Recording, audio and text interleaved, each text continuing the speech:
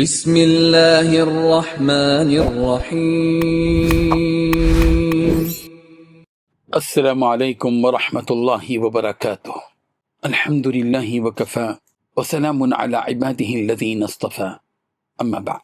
حاضرین و ناظرین، یہ درس حدیث نمبر 591 ہے اور آج کا عنوان ہے مصیبت اور پریشانی میں ایک خاص دعا کی تلقین۔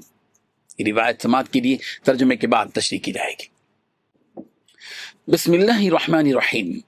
عن علی بن ابی طالب رضی اللہ عنہ قال لقننی رسول اللہ صلی اللہ علیہ وسلم هؤلاء الكلمات وأمرني إن أصابني كرب أو شدة أن أقولهن لا إله إلا الله الحليم الكريم سبحانه وتبارك الله رب العرش العظيم والحمد لله رب العالمين۔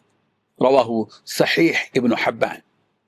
ترجمہ یوں ہے، حضرت علی بن ابی طالب رضی اللہ عنہ بیان کرتے ہیں، رسول رحمت صلی اللہ علیہ وسلم نے مجھے چند کلمات کی تعلیم دی اور ہدایت فرمائی کہ جب بھی مجھے کوئی پریشانی یا سختی پیش آئے تو میں یہ کلمات پڑھوں، لا الہ الا اللہ الحلیم الکریم سبحانہ وتبارک اللہ رب العرش العظیم والحمد للہ رب العالمین، جن کا ترجمہ یوں ہے، اللہ تعالیٰ کے سوا کوئی معبود نہیں، وہ نہایت بردبار اور بڑا کریم ہے، وہ پاک ہے، بابرکت ہے اور عظیم عرش کا رب ہے، اور تمام تعریفیں اللہ تعالیٰ ہی کے لیے ہیں جو تمام جہانوں کا رب ہے۔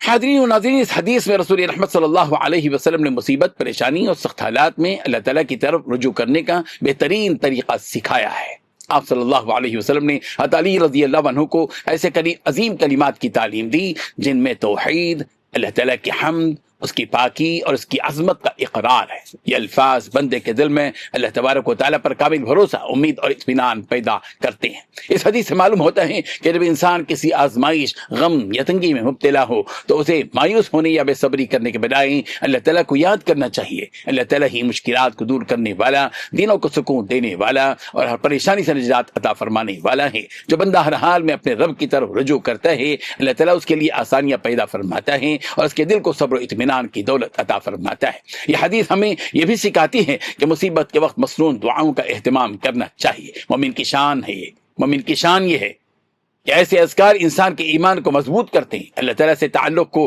گہرا کرتے ہیں اور اس کی رحمت و مدد کے مستحق بنا دیتے ہیں۔ اللہ تعالیٰ ہمیں ہر پریشانی اور آزمائش میں اپنی طرف رجوع کرنے، مسنون دعاؤں کا اہتمام کرنے اور ہر حال میں اپنے اوپر کامل بھروسہ رکھنے کی توفیق عطا فرمائیں۔ آمین۔ وآخر دعوانا ان الحمد للہ رب العالمین۔